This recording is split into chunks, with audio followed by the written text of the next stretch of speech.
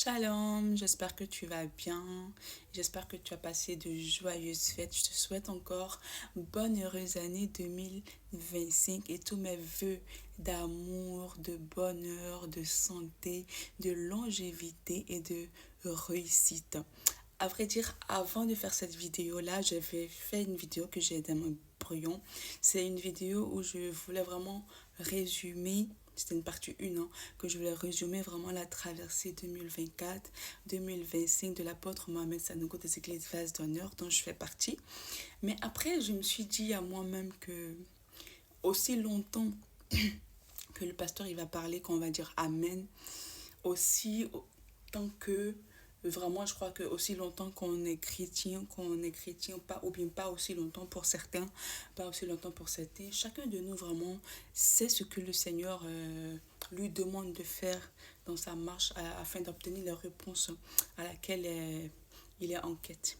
Donc je crois que ça ne vaut pas la peine de se résumer là parce que je crois que chacun de nous vraiment sait dans sa marche avec le Seigneur ce que le Seigneur lui demande de faire, ce que ses petits défauts, ses petits péchés, ce que le Seigneur lui demande vraiment de laisser pour que vraiment la gloire de Dieu s'accomplisse dans sa vie tel qu'il le souhaite à 100%. C'est vrai bien que le Seigneur, par sa grâce et sa fidélité, il fait toujours de bonté dans notre vie, mais je pense que, regarde, aussi pécheurs que nous sommes, le Seigneur, il fait toujours grâce. Donc, imagine vraiment si nous marchons réellement selon sa volonté, si nous abandonnons réellement nos petits défauts, petits péchés là, je pense que vraiment la grâce, elle va surabonder.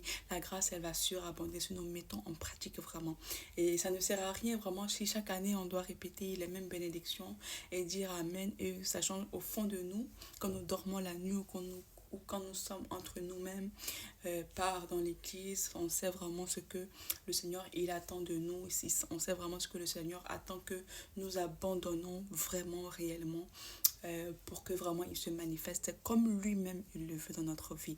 Donc je prie que cette année 2025 là, toi et moi, nous mettons vraiment, nous laissons vraiment nos petits péchés à côté pour vraiment euh, voir la gloire de Dieu dans notre vie. Je prie que la soif du Seigneur, la soif de sa justice, la soif de son amour, de sa parole, vraiment abonde dans nos cœurs et que nous soyons vraiment des chrétiens fervents. Au nom de Jésus. Alors, là, ce pourquoi je fais cette vidéo ce soir-là, c'est pour te parler de la loi de l'attraction. La loi de l'attraction, vraiment, je veux que tu débutes ton année avec cette loi-là.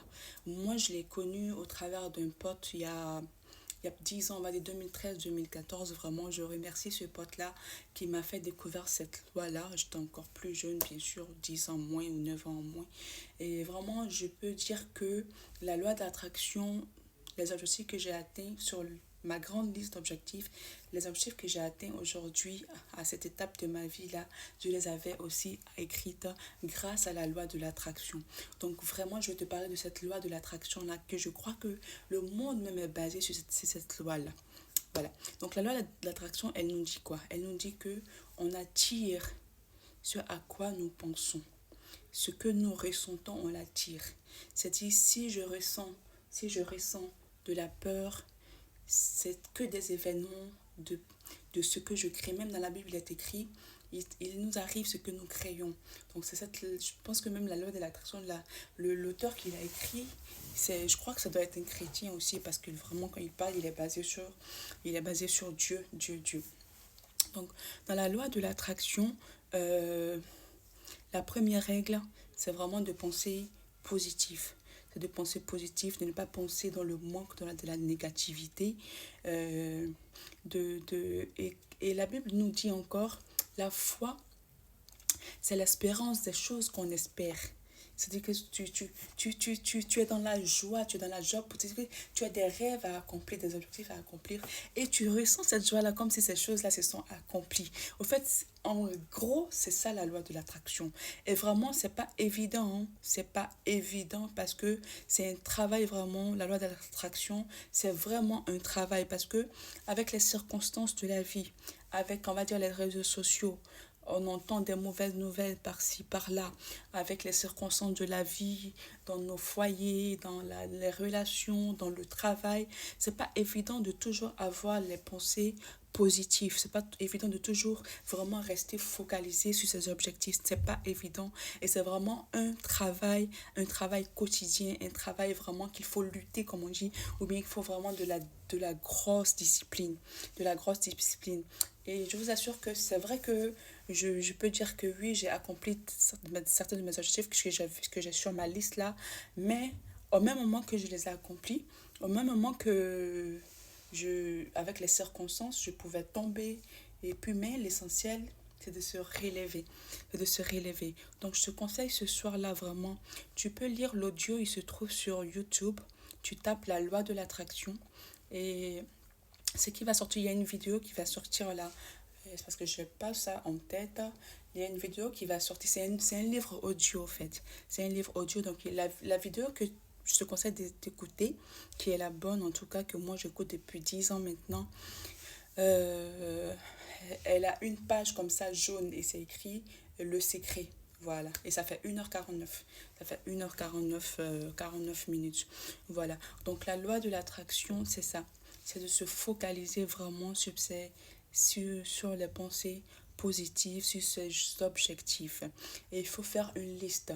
Il faut faire une liste de, il faut faire une liste de tes objectifs dans la vie. Et ces objectifs-là doivent être méthodiques.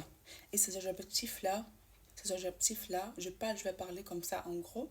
Ces objectifs-là doivent être méthodiques. C'est-à-dire que si tu veux avoir une maison, bien sûr, il faut travailler pour avoir une maison. Si tu veux 10 millions, si tu veux 100 millions, il y a des étapes comment tu vas acquérir ces 100 millions. Donc, il faut être méthodique. Et peut-être que toi, tu as 200 objectifs dans ta vie que tu veux accomplir. Soit écrire un bouquin, soit être un conférencier, soit voyager, soit n'importe quel, même si c'est pour dire tu vas lire un livre, c'est un objectif. Mais l'essentiel soit vraiment méthodique dans tes objectifs. Ça peut être 200. Et ces objectifs-là, tu les lis une fois par semaine, une fois chaque jour, une fois chaque jour. Maintenant, dans un autre livre audio que j'ai écouté, on nous dit que c'est vrai que tu as écrit tes 100 objectifs ou 101 objectifs, mais ces objectifs-là, il faut les mettre, c'est-à-dire que cette année 2025, quel objectif vraiment que toi tu penses que tu as envie d'accomplir, c'est-à-dire tu les mets encore en diminutif, tu mets les étapes, et puis tu te concentres là-dessus. Et tu fais aussi un autre tableau de, comment on appelle ça, des des affirmations positives. Les affirmations positives sur ta personne. Exemple, je suis bénie. Peu importe où je rentre, je suis excellente. Je suis, je suis, je suis, j'inspire la confiance. Je suis distinguée dans mon travail. Si tu es comptable, je suis distinguée. Ça, c'est des affirmations positives que chaque matin devant le miroir, il faut que tu écrives ça d'abord. Il faut que vraiment tu écrives ces affirmations positives sur ta personne. Sur ta personne, c'est comme des prophéties. Tu crées cette personne et tu les répètes chaque matin. Et tes objectifs, si tu veux, c'est les 101. Si tu penses que 101, là, tu vas les réaliser en un an, tu les répètes aussi chaque matin devant le miroir. Mais surtout, il faut écrire tes objectifs. Et aussi, ce que la loi de l'attraction nous dit, par exemple, c'est de ne pas réagir inconsciemment. C'est-à-dire quand quelqu'un il vient, il te fait du mal, la première réaction qu'on aura, c'est de s'énerver, se mettre en colère. Donc la loi d'attraction nous dit non. Ça, c'est la réaction qui est inconsciente. Donc il faut vraiment répondre consciemment de façon positive. Positive. C'est-à-dire, exemple, s'il te dit ne ferme pas la porte. Au lieu de dire ne ferme pas la porte, parce que toi tu envoies à l'univers ne pas fermer la porte. Le mot négatif là, ne claque pas la porte, ça n'existe pas dans l'univers. Donc l'univers va prendre le mot-clé et il va t'envoyer ça encore de plus. Donc, il faut te concentrer sur ce que tu veux et ne pas parler des choses négatives, ne pas parler des expériences négatives, comment ça a été, comment telle personne t'a parlé, comment telle personne t'a pas parlé. Il faut vraiment te concentrer sur ce qui est positif, positif, positif. Je souhaite que cette année-là, et puis il faut voir aussi qu'est-ce que toi, dans quoi toi tu excelles, qu'est-ce que tu aimes faire. Il faut poser en action pour matérialiser tes compétences, tes hobbies, tes dons et tes talents. Bon, c'est en gros, je suis partie un peu fric, frac, frac. Mais je pense que tu as retenu quelque chose. Je t'invite à écouter le livre vraiment